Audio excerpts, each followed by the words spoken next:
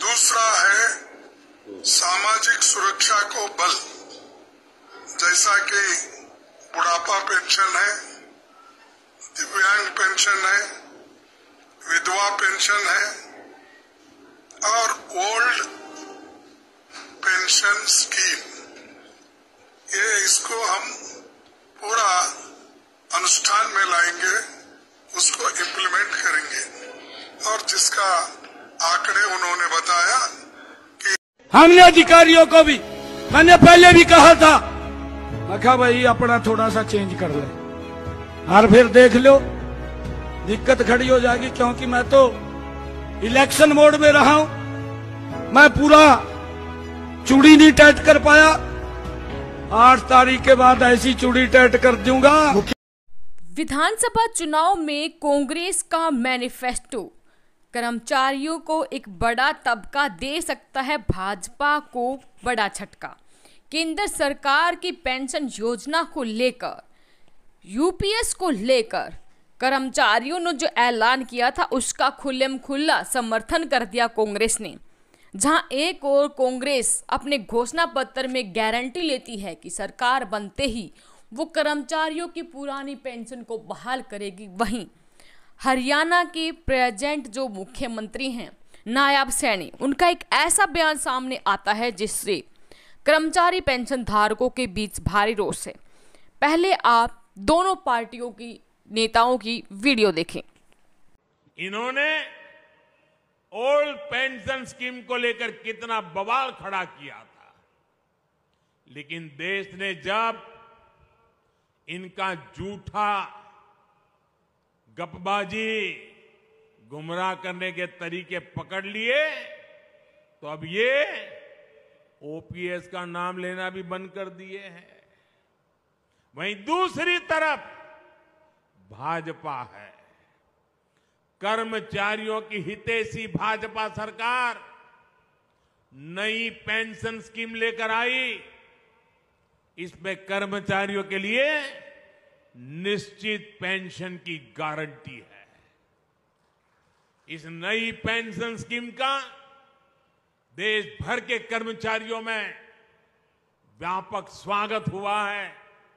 सरकारी कर्मचारियों ने इसे उस पर बहुत खुशी जताई है। दोस्तों, नायब सिंह सैनी ने कहा कि उनकी सरकार बनने के बाद हरियाणा के कर्मचारी की चूड़ी टाइट करने का काम करेंगे। इस पर अध्यक्ष धारीवाल ने कहा कि ऐसे बयान आचार संहिता का उल्लंघन करते हैं।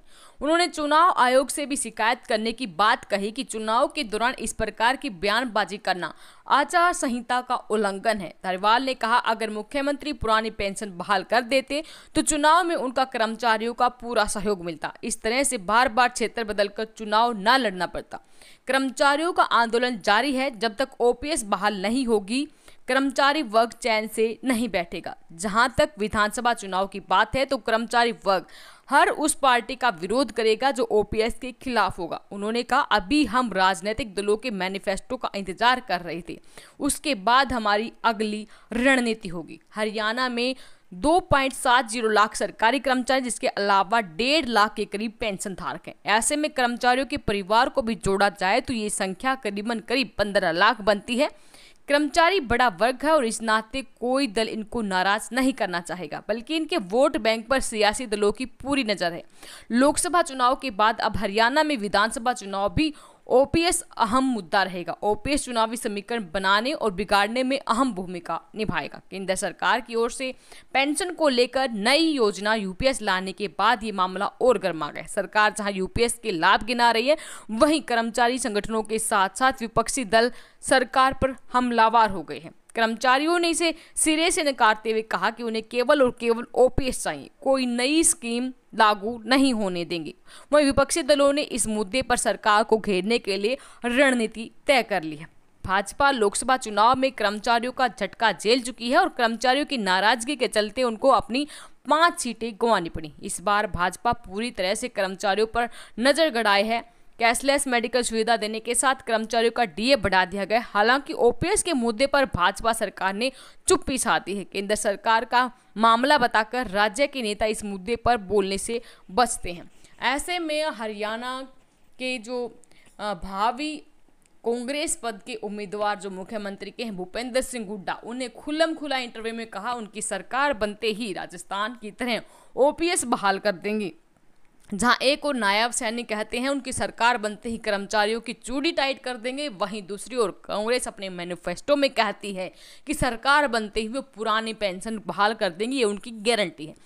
आपका इसके बारे में क्या कहना, आप किसको समर्थन देते हैं? वीडियो के कमेंट बॉक्स में अपनी राय जरूर दें और वीडियो अपने साथी दोस्तों के साथ जरूर शेयर करें। धन्यवाद। जय हिंद, जय भारत।